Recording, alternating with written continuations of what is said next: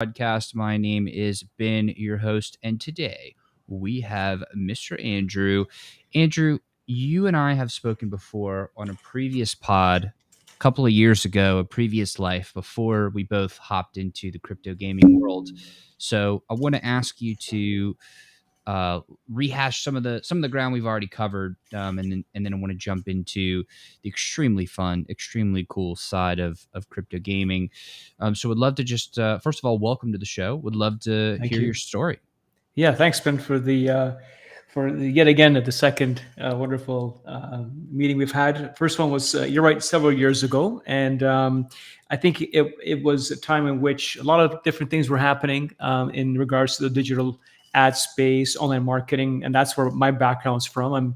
I've been dealing with the digital ad campaigns past 18 years, very heavily regarding campaigns from nationwide campaigns for small, medium, large companies, multinationals, creating different segmentations for different products and services, and making sure that our customers are very successful in, getting traction, user base, revenue, sales online. And my agency continues to do so. We're from Toronto, Canada. The company is Breeze Max Web, and it was interesting because when we first met. The big thing was value add to customers and how much we can leverage digital realm to provide a massive service to SMB segments to bring clients on board and help them expand their business and grow their business. And being in that particular sector myself, I was keen on seeing which avenues to market are doing really well. And we cater to over 300 different verticals, over 3,000 clients, so we had a very good grasp of what's out there. And a couple of years ago, obviously gaming was very, very hot. It's been like that upward trajectory, God, for the past few decades. Every year, there's more users on board, gamers worldwide. If you look at the PC gaming sector alone, it's approximately 1.5 billion gamers, and that's not considering consoles and everything. So when we first chatted, it was mainly to do with the digitalization of companies to go from traditional brick and mortar belly to belly sales to online sales. And I was privy to two up and coming, very rapidly growing verticals, which was blockchain, crypto, as well as gaming. And we started getting some clients on board for gaming, and we started getting some clients on board for blockchain technology. Again, there were international companies, worldwide, audiences we were providing the service to. And very quickly, I realized, there is a bit of a mesh between gaming, gamers, and blockchain, and more so crypto adaptation and understanding of the value add that blockchain has to offer to the gaming sector. Many companies have done very well in this sector. Independently, of course, the gaming esports is a massive business, billions and billions of dollars worldwide. Leaps and bounds, they're growing their user base in every genre, every vertical, and so is blockchain technology and crypto. Obviously, as everybody knows, it's massive worldwide. And the case in point came my interest in these two realms, seeing the advertising side where we were dealing with, gaming influencers and advertising on Twitch, advertising on different gaming platforms, seeing that side flourish with our clients, and then seeing the blockchain side, market and advertising for their services growing. It was a very unique position to be involved with. And I've been part of a gaming blockchain company called Gaimin, the one that you see on your screen, Gaimin, Gaimin. And it is a gaming application, but it is the foundation, the ethos that it works under in order to make everything work together is blockchain technology, without which we could not do what we do currently with our gaming application. And that's where it started, Ben. I mean, the whole idea came about several years ago, and to mesh gaming and blockchain and give a value add service to the gaming sector that has tangible value adds, NFTs that are not just collectibles, but they're in-game assets that you can utilize, play, take one NFT in one game, for example, Minecraft in our server, and be able to use it on another game, Grand Theft Auto. Was a technology that we were building towards a couple of years, and we're very happy to have accomplished that. and the interoperability of NFTs in different games is something very unique and new to us, and we're launching, which we're very excited about. And it's just a matter of giving to the gaming audience something new, fresh, something that they can have pure ownership of, which is what gaming is all about, and giving them the leverage of buy, sell, trade, rent these particular in-game assets, also known as NFTs in our space, was a very important thing to us, and we're slowly getting there, as they say. So I love that story because you came up and really built something amazing with your marketing background. Yeah. And it seems like it just happened so naturally, where you went from the marketing side and just by doing what you do best, marketing and growing and getting new clients, you happen to stumble across this idea of blockchain and crypto. And then the gaming piece, comes into play, and you have this realization. And then, you go on to have another massively cool project that you build. Yeah. That's fantastic. A question for you, because I too have been in the marketing industry for a while, and Yeah. a lot of the marketers that I've seen drift to crypto. Do you think that that's just in our nature, that we're curious, we're marketers, we want to see everything and learn stuff? Like, are we all just going to go there? Why do you think marketers drift to crypto in that way? Good question. Yeah, I mean, I can only speak for myself, and I've seen. Funny enough, I've seen a lot of people in our business kind of, I wouldn't say gravitate towards this particular vertical, but the sheer excitement, the sheer new technologies that are coming out. I think that's what marketers thrive on, and that's what excites us the most. Something new, cool, quote unquote, something that's been revolutionary, can change the way people interact with particular softwares, platforms, entities. I think that's what attracts us. And for me, it basically was that particular essence where it's an elevated technology. I mean, we went from print and paper to TV to radio to internet, from internet to digital ads, from blockchain technology, full ownership and all the wonderful things that it brings to light. I think it's a seamless transition between advertising in the traditional realm to the digital realm, and now taking that one step higher in getting the message across again to the masses in a very quick matter of time, with new technologies, new companies in the blockchain space that are revolutionizing things that in my personal opinion, will become mainstay and fundamentals of our livelihood for the next decades to come. And I think that's what excites us. It's the excitement of the new frontier that we're going through, and always, in my opinion, is the first mover advantage, right? I mean, if you're a first mover at anything and it resonates with the masses, you're in the right place, right time, so to speak.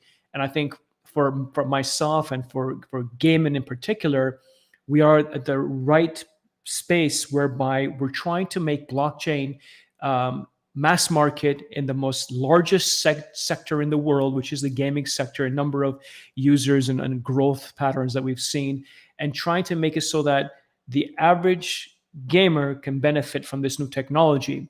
And the returns, the rewards must be very, very large, especially the newcomers who are, embracing this technology for the first time and being able to capitalize on it, in whether it be in game assets, rewards, sharing the technology with their friends and colleagues. And I think that's what excited me when I first saw it. And I've seen, like, I probably campaigned many clients for gaming sector. The gaming sector is very powerful. The numbers are ridiculous. I mean, being involved with Gaimin, we purchased an esports team. So I can actually say we own an esports entity called Gaimin Gladiators. And that took us a year and a half to put together. But after seeing the explosion, I mean, the viewership, the impression shares, I mean, it's ridiculous, where I can go to an advertiser and say, listen, our Gaimin Gladiators can bring to you over 5 billion impressions this calendar year.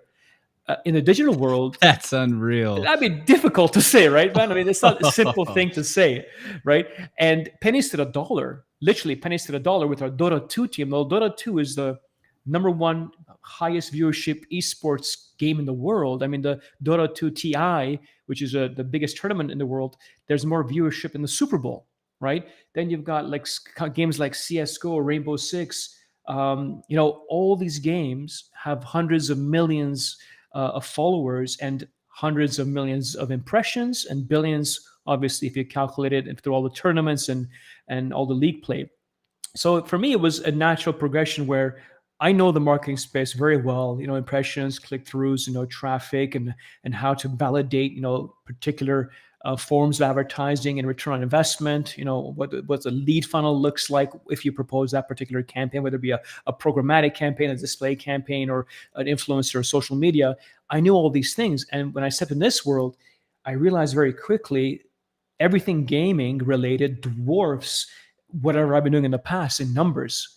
And it's just simple economics where you have billions of people doing what they love, their passion, which is gaming.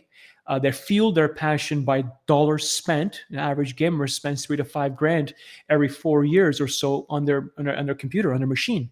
So it's always enhancing. The chips are getting faster, bigger, and better. NVIDIA is ramping up their chip manufacturing for GPU cards.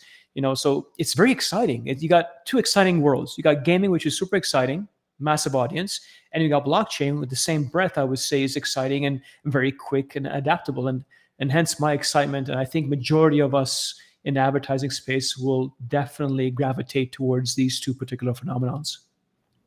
Well, you and I definitely have. That's for absolutely. Sure. And so, I'm curious because I think what you're saying is so obvious to the people that have really spent a lot of time trying to make these things work.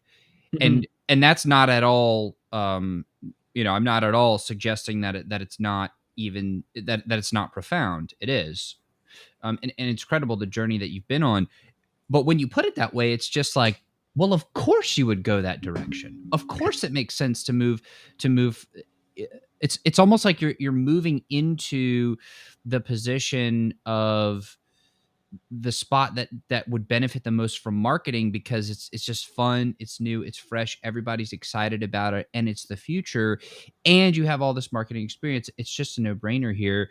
Now, Mm-hmm. my question is, when you start to think about bringing some digital marketing fundamentals to this space, I think that's where the magic really lies, because what I've seen just from my observation is that there are not that many projects that have consistently strong marketing fundamentals that are executed time after time after time. And Mm-hmm. so I get really excited when I see people that have this expertise in both marketing and then the passion for this really awesome crypto gaming space.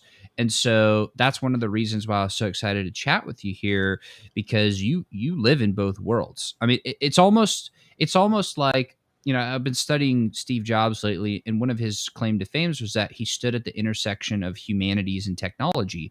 And it Mm-hmm. almost seems like you're taking a similar role where you're standing at the intersection of the ability to market and one of the most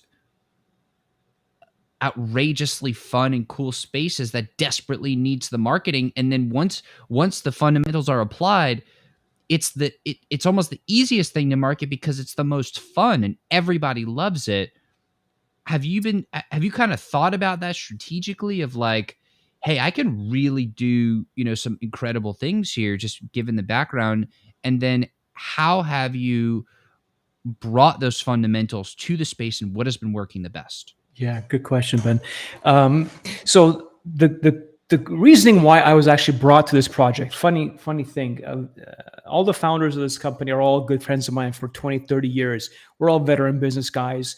Martin, CEO, is also in my opinion, one of the top online marketers for driving traffic for particular websites that he's in part of. So both of us are heavily engulfed in digital ad campaigns and lead funnels, and driving massive awareness campaigns, whatnot.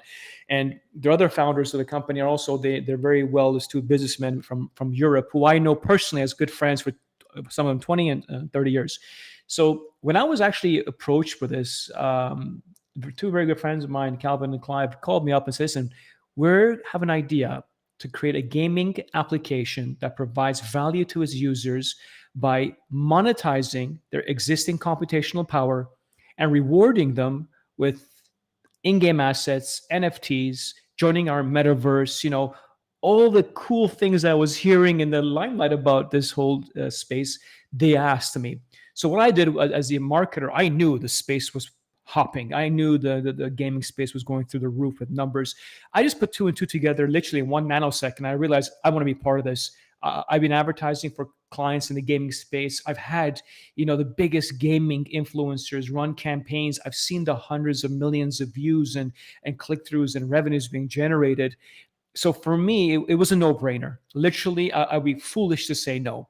So I jumped into it, and I knew the campaigns that I could run that could drive massive awareness, brand equity. And the silver lining in all this was my passion for esports. Right, I'm an athlete. I love playing sports my whole life through high school. I private leagues and whatnot. So I know that driving force that esports brings, the excitement, the athleticism in me. Obviously, not in the true sense of the word of playing a sport, but esports in the arena of esports was very exciting as well. And I just couldn't say no, to be honest with you, Ben. It was so exciting to put all these things together. And as soon as I saw the value add that was being given to the gamers, the proposition, I thought about it for a second. I said to myself, what if I am a gamer, right? What's the unique selling feature of this particular thing for me? Would I do this? Would I participate? Well, this application doesn't require any credit card, no form of payment. It's free to sign up.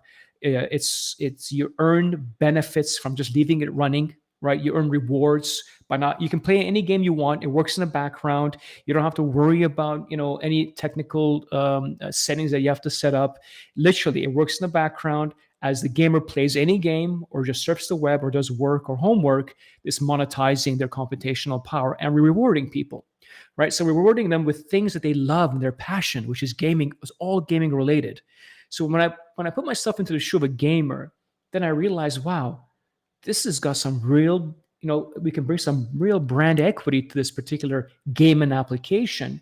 Then I realized, wait a second, the biggest stumbling block for a lot of gaming companies is mass adoption, especially with blockchain. As you know, mass adoption is one of the biggest frontiers for making blockchain and crypto, for the masses.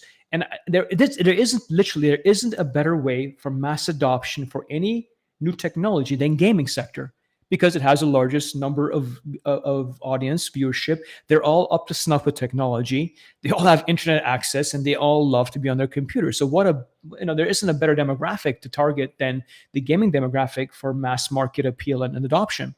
So when all those little puzzles came together, my only sticking point was, how can we make, and again, this is my marketing hack coming on, how can you make the gamer realize that this is not a scam, it's not too good to be true, it's a program of software that gives back to the gaming community, and the light bulb turned on. In order to get credibility, trust factor with gamers, you have to be where they're at in their games. So then the whole discovery about an esports team came. And through my ad agency, I knew the owner of ESL Sport, Ralph Reichart from Europe. I called him up. I said, hey, Ralph, I'm really interested in connecting with an esports team that we want to get together, co-brand, or even purchase. Can you give me any ideas? I live in Toronto, Canada. You have any guys, any companies in Canada? He gave me a contact called OCG. I called the guys up, really cool guys.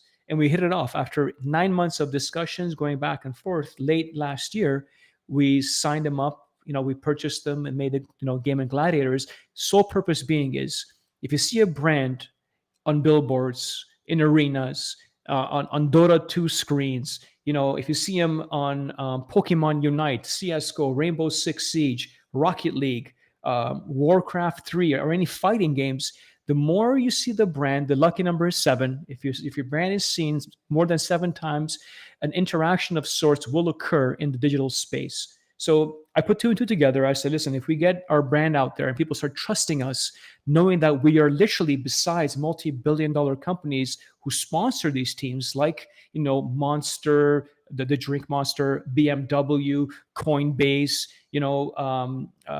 Crypto.com, these are multi-billion-dollar companies.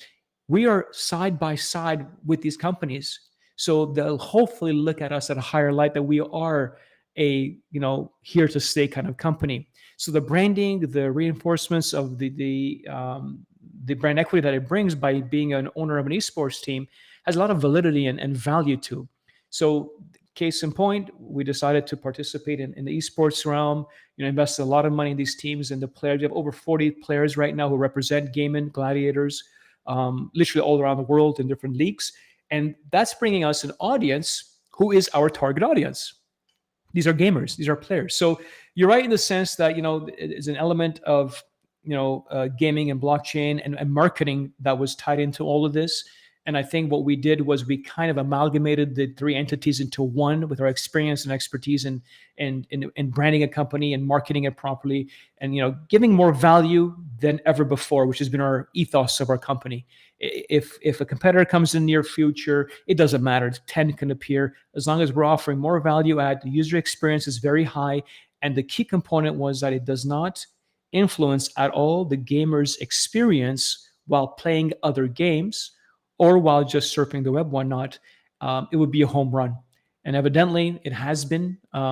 We have yet to launch mass market. Our part of our Gaimin application is obviously the token, the GMRX token, which we have not listed yet. We were going through alpha beta tests, ironing out all the issues with support team. So we beefed up our support team, and it's proven itself just from our zero marketing dollars spent. Literally, we have over 1,000 people a day that come to our site, gaimin.gg, to get onto our whitelist to download the application strictly from our esports team, right? No direct cost of cost per acquisition. It's just viral marketing / branding that's bringing these users to us because they see a real true benefit in downloading this application, a plug and play system that can just set it and forget it, so to speak. And yeah, I mean, that's where the two worlds for us are colliding, which blockchain and gaming, and giving more value add to our user base. Oh, I love to hear that. I love to hear that. That's absolutely fantastic. Now, I want to explore the platform more because Sure. I got so excited hearing everything you're talking about. Let's dig in here. So we have now a screen share. Yes. We've had it up the whole time. For the folks on audio, you might want to hop over to the video portion of the experience here, because we're gonna take a tour. But yeah, Andrew, Sure. please take us through. Absolutely. So it's a really cool, in my opinion, it's a tier 1 application. Again, we're making enhancements as every day goes by from our European technicians that we have. Again, we have 40 guys and gals working on this project. So what you see here is our first game out. Now, we wanted to pick the number one game in the world that has a number of users, active monthly users, which is Minecraft. Minecraft has over 140 million active users and growing, and they have a great concept where people can own servers and they can have their own Minecraft running on their own servers. If you want to call it a metaverse of sorts, by all means, you could do so. Just imagine, if you will, different worlds that you can actually participate, invite your friends, colleagues to hop on your server and play. So we wanted to tackle the Minecraft first. And we did. So in the Minecraft application, ours is called Gamecraft because it's our server. If you want to call it a metaverse of sorts, absolutely. In our particular application, you have access to a lot of in-game assets via NFTs. So what you see here are NFTs that have particular attributes within the Minecraft game, whether it be run faster, kill harder, or whatever the case may be. They're not just cosmetic, right? Although they look pretty cool, they actually have features and functions in a particular game. So the first game being Minecraft. Now, in the Minecraft realm, you've got obviously different worlds. So there's over 6 million servers around the world that some have 100 people playing on it, some have thousands of people playing on it. So there's quite a bit of market share right there. Now, if we were to just focus on Minecraft alone and touch nothing else, it would be a very lucrative kind of trajectory for the application itself, because the number of users are astronomical. Tie that in with our second game, which is Grand Theft Auto 5, right? Grand Theft Auto 5, why we chose that one, it has the largest dollar amount of in-game asset purchases. So it's a very lucrative particular application for in-game assets, again, of which are NFTs, right? You can purchase an NFT, you can download one NFT and use it, let's say, as a sword in Minecraft. At the same time, the same NFT becomes, let's say, a hammer or a machine gun of sorts in Grand Theft Auto. This is where our interoperable NFTs have come into play. Nobody else is doing this at this moment in time. We're the first company to come out with this technology. We're going to have a massive press release coming out very soon about this. So it's a very unique thing to us and we're very proud of. But let's not just stop there. We wanted to ramp things up. We said to ourselves, well, how can we take this technology and give it to other crypto blockchain games to utilize? So with this technology, we came up with an SDK that majority of the games that we're going to be adapting to, over 300 games, AAA games as well, I want to add, not just games you've never heard about before. We're looking at different things with V-Blocks, with Fortnite as an example, a whole bunch of other cool things we're coming up with. But we want to create an SDK whereby any of these particular game owners can plug and play and instantly create an opportunity for optimizing the game for the blockchain, the rewards that come with it, the in-game assets, the transactions that will happen. They'll earn a little piece of that pie as well, right? So we created an SDK that amalgamates and put a lot of things together for server owners and game owners to really get into this blockchain. Again, mass market appeal, mass adoption is what we're trying to do. Now, if you see on the left-hand side, just a very quick review of this, you've got the homepage, you've got the different games that we're going to be coming out, releasing very soon. You've got the marketplace where you can buy, sell, trade, rent the NFTs that you can actually use in-game assets and whatnot. The dashboard is here as well. Now, as I mentioned before, monetization, right? I am on a ThinkPad. Okay, Lenovo ThinkPad is not a gaming PC at all. It's just a simple desktop computer that I use, and it's monetizing my GPU and giving me the computational power it's creating is giving me rewards, and those rewards come via GMRX token. You see here USDT, that will be removed once we launch. We're listed. We'll only be providing our GMRX token, GMRX token, where you can buy all these in-game assets and NFTs and whatnot. So right now, as we're talking via this call, applications are running on my computer, right? But my computer is monetizing right now. It's using my computational power, my GPU power right over here to give me rewards. And how we do this is several ways. Number one, we use this GPU power to provide rendering services, right? It's an a la carte service where companies come to us and they require, let's say, a video, an animation, a short reel. They have an AutoCAD file or whatever the case may be. They want it rendered, right? So we pool the computational power of our user base worldwide, and we render different reels for our users, in return rewarding our user base with GMRX token, and then rewarding them with all the wonderful in-game assets. That's one option.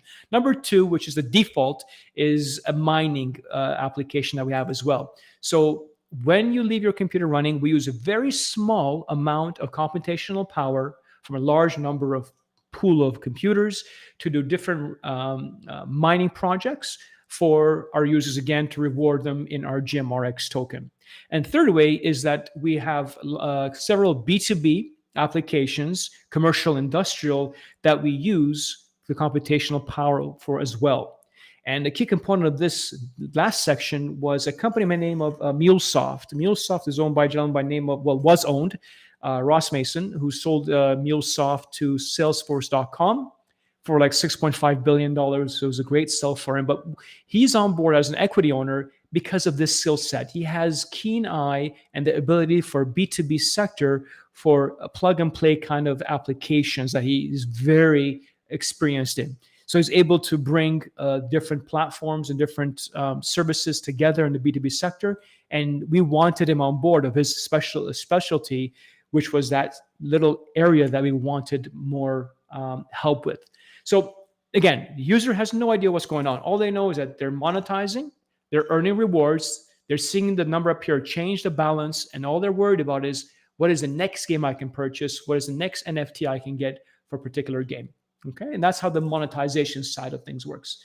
Now, Obviously, yeah, a quick question on this before we go, and I want to play devil's advocate for a second. sure.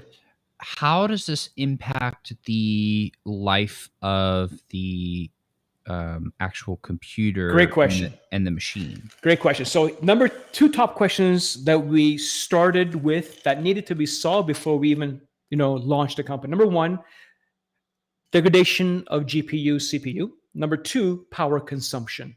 Okay, two biggest questions that we had to overcome because the user experience has to be high or else nobody's going to download this thing. So, number one, we tested the degradation of GPUs and CPUs comparative to what they would be if they were just gaming. Here's the beauty about our application.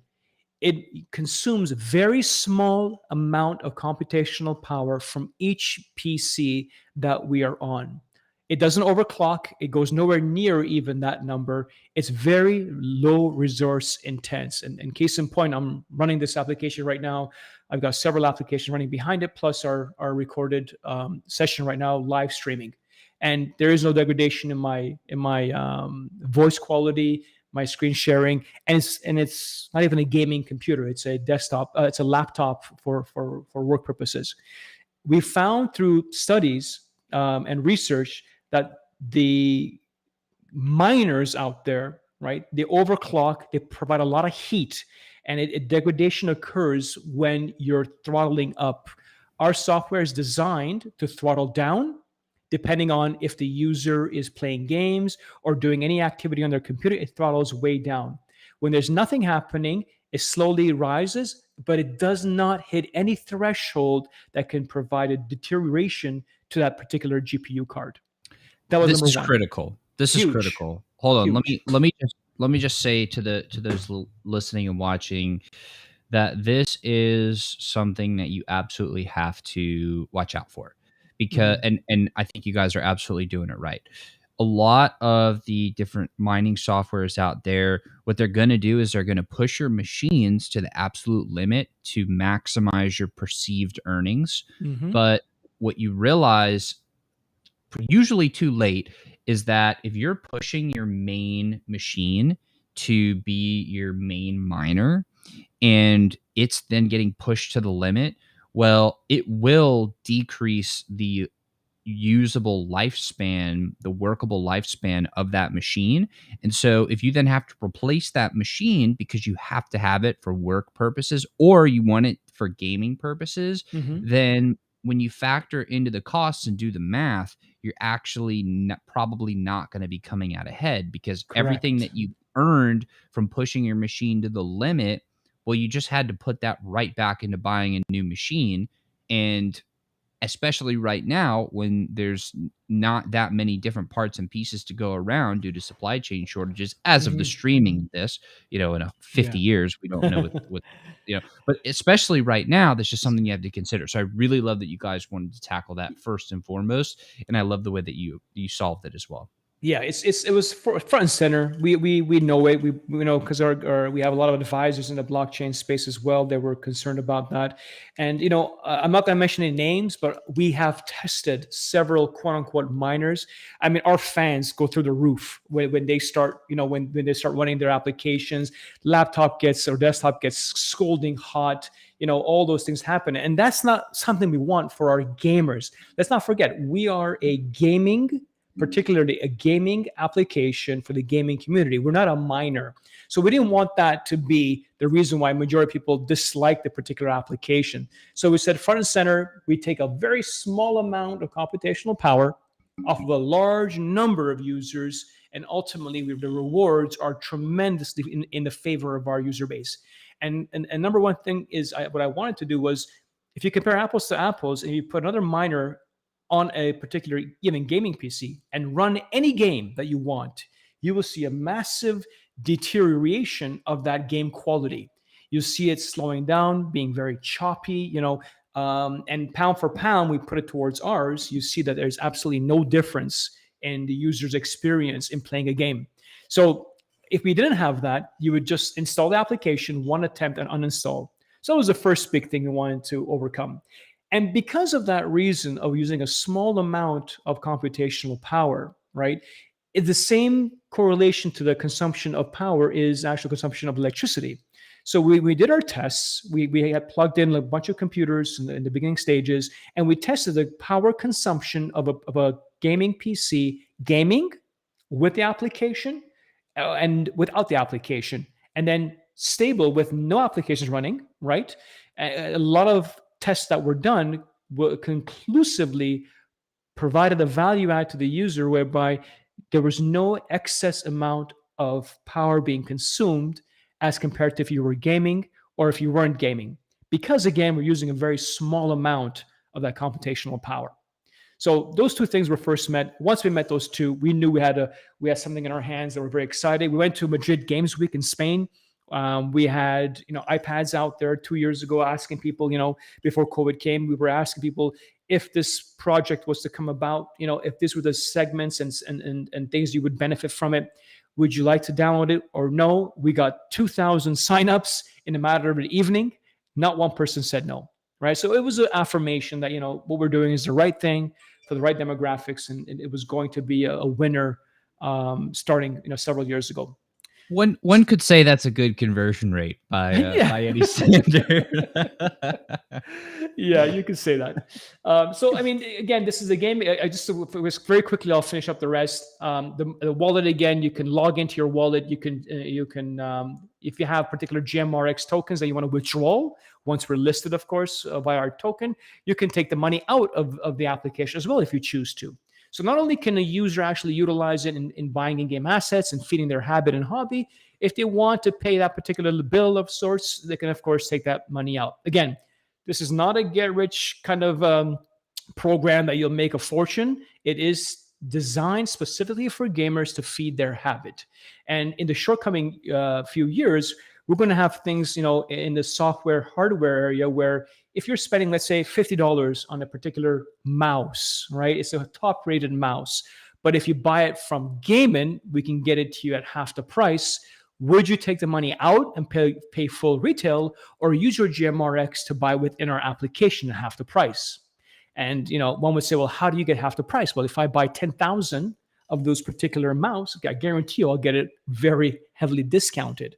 Right? So we can buy in bulk, give our users a benefit by utilizing their token with, again, feeding their habit, whether it be a NVIDIA card that we have on sale, a mouse, a microphone, a particular gaming seat, monitor, or all the plethora of digital assets that we can come up with. Again, it's the ecosystem we're creating for the gaming populace. Interesting thing we came up with, this NEP squad. Okay, again, this is a... So wait a second. Yes, before we hop into that, what that made me think of is it's not a get rich quick scheme. It's like a get rich fun scheme almost. Like, okay. I don't know how else to describe it. It's like we're letting gamers game almost for free by being able to, like, through the function of gaming through the platform, which is encouraging us to game, which we love. Mm-hmm. It is then paying us without really, like, I don't really see any drawbacks at this point in time. I mean, maybe I will later. I don't think I will, given, everything we've been talking about. And then we're able to take everything we've earned and use that to fuel the love of gaming. And it seems like a very virtuous cycle. I mean, I don't see... Correct. Like, I don't see any way. I don't see any way that anybody can lose. Maybe, and I like to play devil's advocate, not because I don't love the product, but because I'm just really curious. So I want to see, what the answer is. But maybe the only place where I could play devil's advocate is, okay, maybe there are places where if we do push the machine then we could make more money that we could then put into the gaming piece. But then it goes back to, well, that would degrade the life of the machine and then make the gaming less fun. So I don't even Correct. know if that. It's not worth it for us. Yeah, it's not that Right. element of what you mentioned there. The caveat is user experience goes down, uninstalls go up, and for the what we're trying to achieve, it's counterintuitive. It's not going to do what we want it to do, right? And the key component here is what drives these gamers. What drives their passion for gaming? Well, they want to have a very quick machine they spent their life savings on to work properly. They want to get stuff for quote unquote free, although we're not charging them. There's no credit card payment of sorts. We are monetizing their computational power. So it is, if you want to think about it, like you're renting parts of your computer to us, but you're getting rewarded very heavily. When I say very heavily, I'll tell you why I mean that. Rendering, okay, is between 5 to 10x more lucrative for our users than anything else, above and beyond mining. Okay. Now, there are a couple of applications out there that specifically only cater to rendering, but they're not targeting the gaming sector that has the billions of users that we are. And how that sector, how rendering works, is it pools together all the similar GPU cards. Let's say I have 5,000 NVIDIA 3090 cards, okay? And I've got like 100,000 3060 cards. We have to have the same number of cards to be able to render a particular reel. You can't have a mismatch of, I don't know, bottom of the line 1080 or whatnot, 1000 level cards compete with the 3090s. We have to have similar cards. So what we bring to this space is the user base, the volume of users that have the similar cards, which are all in the upper realm of NVIDIA cards, because gamers, it's obsolete if you think that you're going to have a 5 or 8-year-old card playing the latest virtual reality game, as an example, right? It's not going to suffice. It's not going to be enough. So in our application, that return, the rewards for our users are tremendous, 10x what you'll ever get in mining. So our objective is not only provide incredible rewards for our users, is to go a step above and beyond. Once we activate the industrial, commercial, B2B sector of earnings for our users, again, all unbeknownst to them, no clue what's going on. We do all the legwork for them in the background. Then you see the rewards even going higher than that, then we know for sure we're going to feed their habit, for sure. Which leads me to my next point: user base acquisition. Let's for a moment think about it this way. Let's forget that we have an esports team with 5 billion impressions. Okay, let's forget about all the different avenues to market that I myself and you, Ben, know, and what my agency can do, will do, and is going to do in combination with Gaimin, right? Digital ad campaigns, influencer campaigns, KOLs, you name the gambit, we're going to do it. Let's forget about all that. Number one way in which games virally explode, right? Look at Fortnite, hundreds of millions of users in 20 months. It took like PayPal 20 years to do what they did in 20 months. All the games that you see and hear about with hundreds of millions of users, why does it work so fast? Because gaming is a viral entity in its own right. Every gamer has minimum 5 to 100 connections in the gaming ethos, whether it be through Discord, Twitch, whether it be live streaming on YouTube or Facebook or whatever you have, right? So we wanted to capitalize on this particular viral element of it. And we said, why don't we do what a lot of companies are doing, like Amazon with a referral base, able to expand their business. And let's have a referral link. So we have a referral link in Gaimin, and the person refers that particular user to on the platform gets 10% of the computational power of that computer. So if I give you a link, let's say you download this application for free, you start monetizing, but you don't have a very good computer, right? You have a 8-year-old GPU card. You're not making a lot of earnings. Okay, you're making like, let's say 20 cents a day, 10 cents a day, instead of making a couple of bucks a day. Let's say you make a couple of cents a day. But you have a massive influence of friends and colleagues around the world who love gaming, who are like you, passion is with gaming, and they have much better computers than you do. You can leverage your network expansion program, the NEP squad here, NEP, send your referral link to them, let them download the application again for free, and you earn 10% of that particular person's computational power for life. So, very quickly, you can see how a person with low computers, and why we did this for some of our users that we have in other parts of the world where they don't have as fast computers as we do in Europe or North America, but they have connections around the world. So we realized very quickly that the people who want to gain more are more open to referring others to the platform. Like, I remember Dropbox doing this referral concept. Whoever, Dropbox, you have data storage, right? If you refer somebody, you got double the data storage. Once they did that, they went to 2-3 million users from 100,000 by simply doing a referral process. So what we've done is, very simply put, we've given the power to our users to help us expand our business. And once they refer a client, quote unquote, a user to us, we give them 10% of that particular person's computational power that they can use for whatever they like, whether it be buying in-game assets, NFTs, everything else we've just discussed. Again, capitalizing on that very viral element of gaming, which has brought them to the forefront of billions of active users worldwide. So we thought that was a pretty cool thing to give back to the community. Again, we've done our tests within our application itself. Over 75% of our users in our alpha and beta have recommended the service to their friends and colleagues. Well, a couple of things I would say to that. Number one, greed factor, of course. Let's not kid about it, right? If you can earn 10%, why wouldn't you? You're a first mover. It's always great to hand out a referral link instead of receiving a referral link. So first come, first serve. And secondly, you want to help your friends and colleagues benefit from what you're benefiting, right? Your circle of influence likes what you like, does what you do. Their passion is gaming. So you intrinsically want to share with them this, in my opinion, gift that you can, that costs them nothing but gives them the returns in wonderful gaming assets.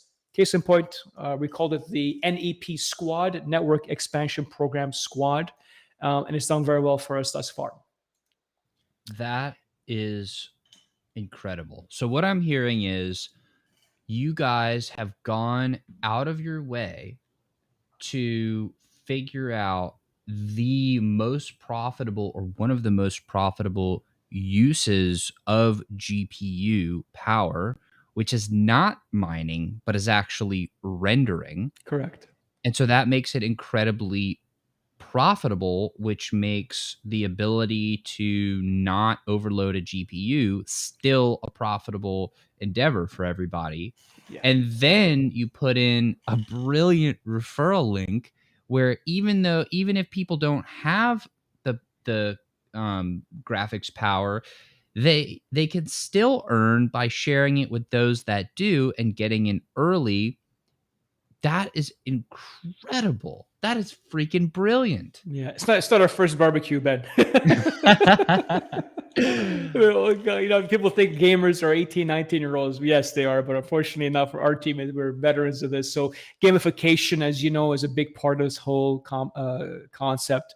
Giving back the community and part and parcel of our marketing dollars, right? You can easily spend millions on influencer marketing stuff. Why would I do that? Although I have the other option of giving back to my community and earning by leveraging their circle of influence, right? It's a no-brainer, in my opinion. Literally a no-brainer. Now, the last thing I'll put here. Brilliant. Now, if you thought that was pretty cool, let's just cap it off one more step. So, knowing that not everybody has a fast computer, right? They have the network, they can email and whatnot. We wanted to reward people not just by the speed of their computer, but by the hours they dedicate to our vision. So when you sign up to our program, and let's say you've got the worst graphics card in the world, right? But you dedicate your resources to us, and we appreciate that. And we also reward our users with NFTs, which are, again, have functions and features. They have enchantments that you can actually use in games, not just visual and collectives, but the number of hours they dedicate their machine to us. So again, this is a new laptop. I've got it running for 444 hours. So once I hit 100 hours, okay, I have one particular NFT here that's used in Minecraft game, right? Again, that gives you enchantments and gives you particular benefits in that game. And once you here's the funny statistics. You know, you're Ben, you're a marketer. 90% of our user base that achieves the first particular goal goes on to the next one and the next one and the next one. Very, very intelligent way to propose a value add via gamification.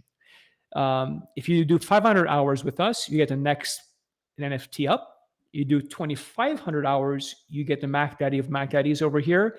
And then we're going to have additional ones coming up. And we're even going to have what I call the hot button. You come on board, you love Fortnite more than you like, I don't know, let's call it Minecraft, or you like it more than GTA 5, right? You're able to choose what are your targets. First target, I want this particular in-game asset on Fortnite as an example. So we're going to be able to, again, our next release down the line is to give people the privilege of choosing what they want to achieve by just merely hanging around with us a number of hours. So one guy or gal might want to have a Grand Theft Auto particular, let's call it a gun. We'll have that over here. Next target will be a particular shield. Next target will be like let's call it a brand new looking car, the exterior of it for Grand Theft Auto 5. So that way, it again motivates users to do what? To keep their computers running with us on very low computational power being consumed. And again, leveraging them in these NFTs that will be owned solely by them, that can be sold, traded, or rented, and it will be in their inventory of NFTs in their wallet. Currently, we're using right now Polygon Matic wallet. So any Polygon Matic wallet, you see your NFTs in there. You can pull them from there to your Gaimin to go play any games, and you know, very quickly, very easily do the interoperable side of things as well with our application. But again, one more leverage for joining us is we give away free stuff just by hanging around and helping us, make the application more mature, more load testing, as I call it. You know, little things that we need a lot of users for is what we're trying to do with this particular setup on the profile section as well. So hopefully that explains that side. Yeah, I love that piece because once you start, it becomes a challenge, and then you're personally.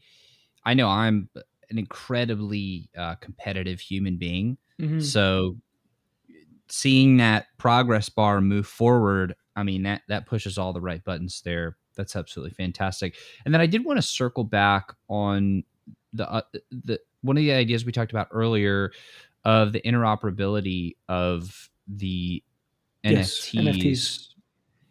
I think that's also probably going to be one of the dark horse things you guys have built that might actually end up becoming one of the biggest features of the platform, because that, I mean, if you spend 2 seconds in the industry, you know that's easily the biggest problem, or at least one of the biggest problems. Correct. And I think the way you guys are approaching it, it seems really interesting to me. Obviously, I don't know the inner workings, and I know y'all are about to do a big blast on that. So Yeah.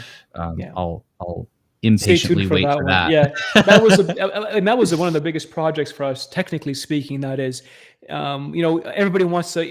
If you join any other games, they have their own in-game assets. You buy it, but you don't really own it. You can't take it away with you if you join other games or other servers. We wanted to have true blockchain integration and ownership with an NFT that has attributes and functions and features of games. That is what gamers like. That's what they want to do.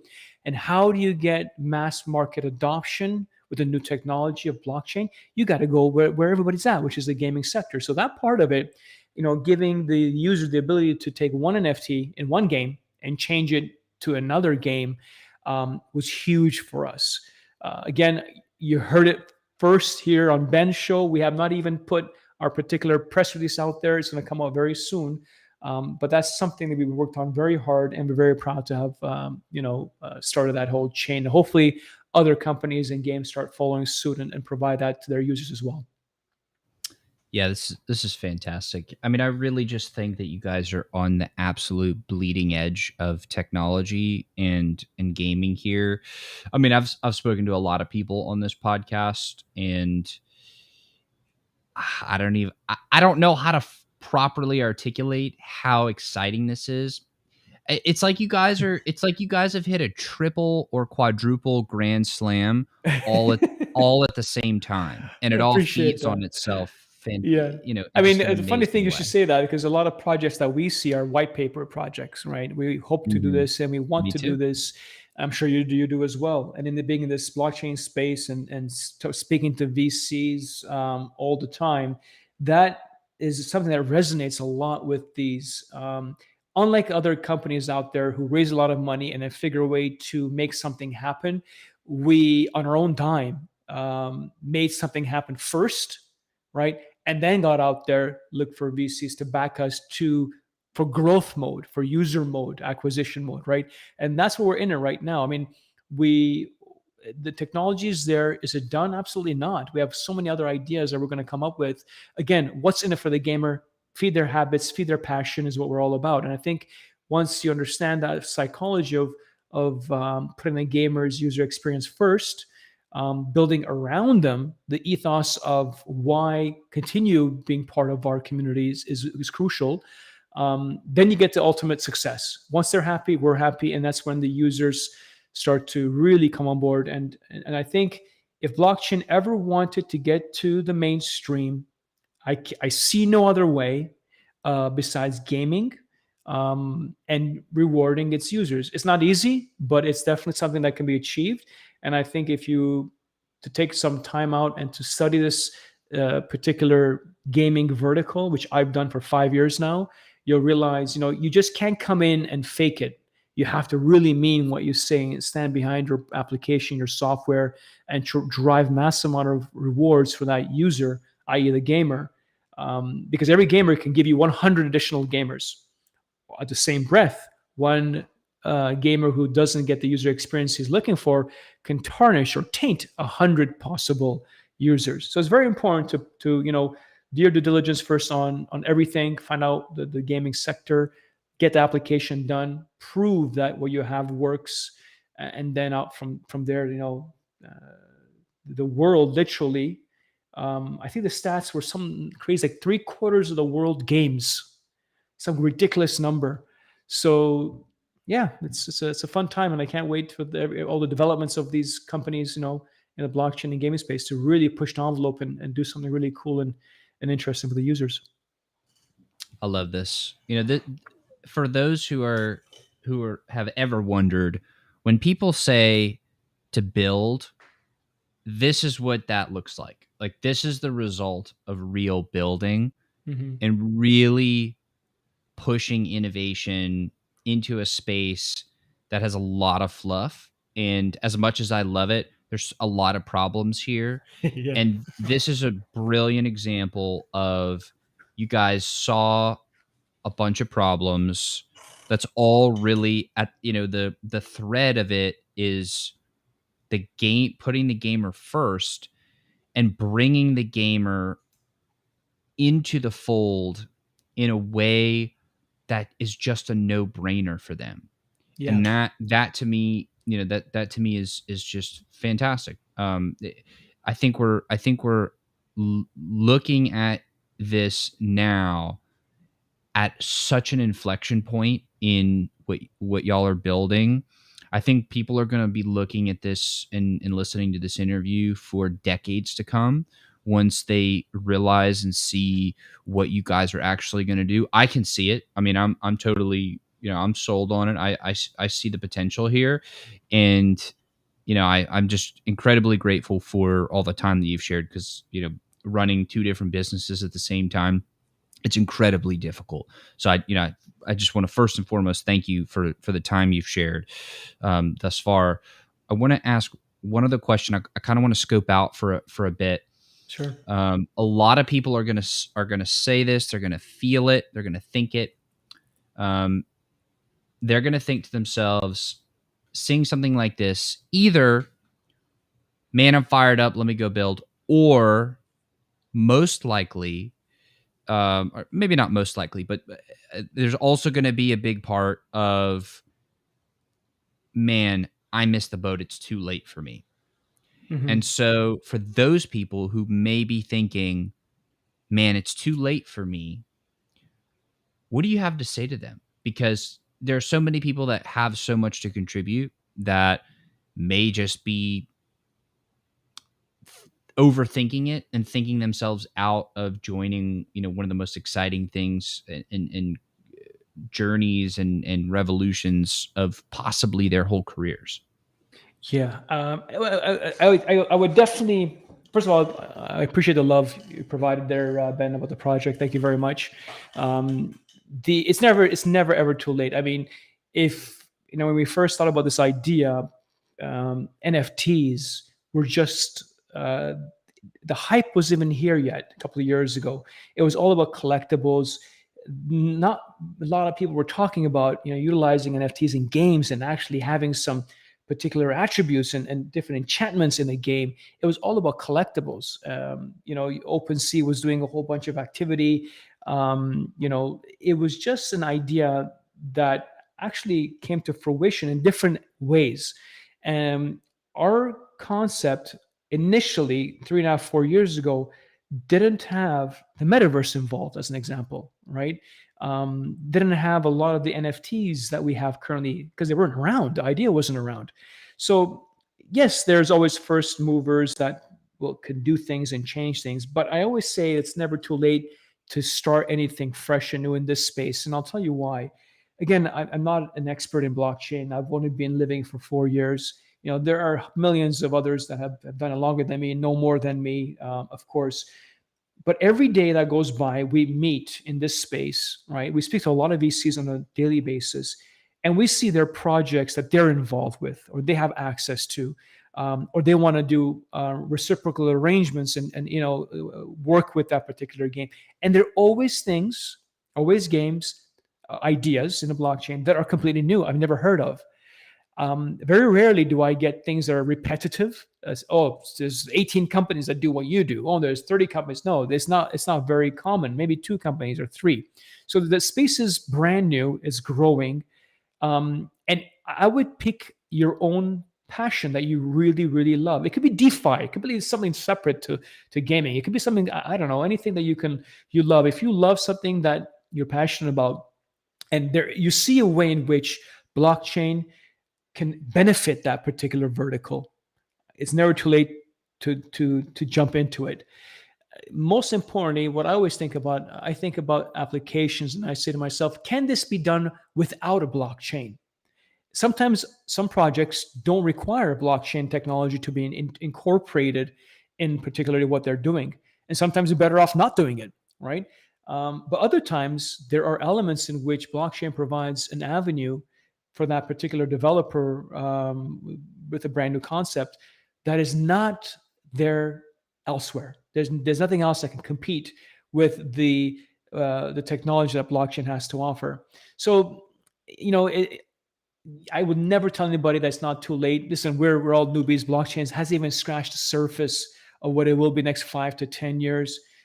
It is so new. You do a quick look around the world. Number of wallets that are open, number of engagements with people in the blockchain. It's minuscule. It's absolutely minuscule to what the populations that we have worldwide. So it's never too late. I would say get something that you're really passionate about, really excited about. If your skill sets provide a massive benefit to that particular project, great. Add more skill sets that you have, friends, colleagues that you can bring in to make it better. I myself could never, ever in my wildest dream do this on my own. Never, ever. My skill set is from the digital advertising marketing of 20 plus years I've experienced. That's what I bring to the table. So your team is crucial to the success of your project. And I'll give you a hint. If you're looking for VC money, the number one thing they look at, not besides the project, is the team. What skill sets do they bring to the game? What are their strengths and weaknesses, and how do they play with the rest of the team members? A lot of people, they say, oh, they have a white paper. The white paper idea of 2017 are long gone. White paper is just a piece of document that states what you want to do and gives you a bit of technical background behind it. But when you get to the nitty gritty, you do need some business acumen. I mean, this is not just, set it and forget it. You do need some skill sets. And sometimes, you don't have to hit it hard the first time, get some experience, and then come back again. I myself, I brought that background. My friends of mine have deep gaming, gamification backgrounds. One of our guys, Klaver Oskin, brings a massive corporate structure with the financial side and the banking and regulatory, all the right pieces to the puzzle to the side. Others bring technology to the picture. So I think circling yourself with the right people that have very good skill sets. You don't want to jack of all trades, master of none, so to speak. So if you can circle yourself with those people, and never be shy to say the best at something. And for our company, we lacked a real hardcore blockchain enthusiast advisors in the beginning. So what did we do? We said we're not the experts. We bring on the experts, and we brought on the experts who are very good at what they do, whether it be investment side, whether it be tokenomics, which wasn't our strength, and so we brought on board Max, who's a phenom in this kind of stuff. It's fantastic. My recommendation would be to circle yourself with the best people you know of, and come up with something that's even if it's something not new. If you could do something that's already been done but refine it and make it better, hey, that's fantastic as well. Well, Andrew, that is phenomenal advice.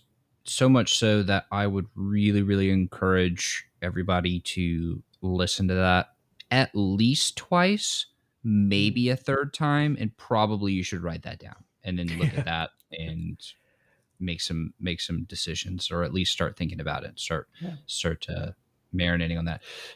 Andrew, thank you so much. Again, one last question for you. Sure, man. Give us an idea of where you think all of this is going. The metaverse, crypto gaming, Web3, blockchain. What's the end game, and what does the world look like when it achieves that at scale? Well, great question. Funny you should ask this question. So I write for Forbes.com for marketing and advertising. That's my vertical. A couple of pieces a year on it, 10 to 12 pieces. One of the pieces I did was about the metaverse, about NFTs, the value add to the marketing space, to the genre of digital advertising, marketing, what it provides, and where do I see it going. And fun, after I wrote that, I had about 5 individuals call me for an interview on it because it was a hot topic, and they asked the same question you just asked. So here's my personal opinion on what I believe, in my gut, what I see happening. I've lived through the digital revolution of marketing advertising. I've seen where I was in Europe in the early 2000s, where digital advertising was a mainstay, where in North America, it was a luxury, not a necessity. How it transformed from a luxury in the early 2000s to 2010, 15 was a necessity to today's day and age, especially after COVID. Digital adoption is a necessity. So much so that the government of Canada has a $4 billion grant for SMB sectors to become digitally optimized, right? So it is a necessity of life. I see blockchain, I see metaverse, I see NFTs as a next evolution to the technologies we've experienced. Right now, cryptocurrency, blockchain, it is not a necessity of life. It is, I wouldn't say so much so a luxury, but it's not primarily on the mass populace's mind about I need to own that particular number of bitcoins. I need to own that number of cryptocurrency. It's not the foundation to which we live our lives. However, by intertwining metaverses, NFTs, the digital adoption of blockchain, which is what's happening, the mass market appeal, which gaming brings, more awareness that is created by the open seas of the world. Any NFT drops for $65 million, a metaverse that goes 0 to hero in a record-breaking time. All these things attribute to the mass market appeal and adoption of blockchain. So I don't see blockchain disappearing tomorrow. I don't see crypto in its terms dissipating and being gone. If anything, a lot of countries are adapting the way they do their economics of things into digital currency of sorts. So it's definitely not leaving or dissipating. It's not a luxury item which will dissipate in time. I think it's here to stay. I think the ability for the average person to monetize on this forward moving trend is massive. You are the less than 1% of the world who understands where this is going. Forget 1%, 0.0001% of the world who understands blockchain and crypto, where it's going. It will be part and parcel of our everyday life, in my opinion. The same way you log into your bank account, you will log into your wallets to see how much money is in there. The same way you purchase goods and services with a credit card, you'll be doing the same thing with blockchain and crypto, especially all these DeFi companies coming out with this cool way of making payments internationally in a nanosecond, with no fees. All those things are not going away. And when I wrote my piece on Forbes.com and I had those interviews, I made mention that if you thought in the early 2000s that the internet and digital marketing, advertising, and adoption was a fad, how wrong were you? And the same way I say, if you think blockchain and crypto is a fad, how wrong you will be. And that's the best way I can put it. And with that, folks, you have everything you need here, I think. I mean, I completely agree. I completely agree. Andrew, I know we've been going way over time here, so I again want to thank you so much for being very generous with your time. I want to give a quick shout out to our two folks, some of the folks that were commenting live. I want to give a shout out to Caleb Talbot. What's up, buddy? Haven't talked to you in a bit. Let's reconnect. And Michael Clark, don't know you quite yet, but looking forward to it. Thanks for tuning in live, friends, and for commenting and sharing your thoughts here. Andrew, thank you so much for coming on the show here, and yeah, excited to see where your career goes and where gaming goes as well. So thank you again. Yeah, appreciate your time, Ben, as always. Thank you very much for giving the opportunity. And yeah, looking forward to doing this again sometime in the near future.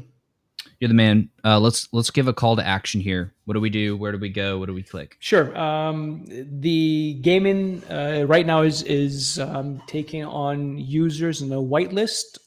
We're slowly rolling out the application until we launch. Website is Gaimin, GAIMIN.gg. That's the site for the actual download. Gaimin.io is the business side of Gaimin, which is the actual GMRX token and our forward-moving path to listing it in the very short near future. And last but not least, if you are in the esports genre and you love esports, do follow Gaimin Gladiators.gg.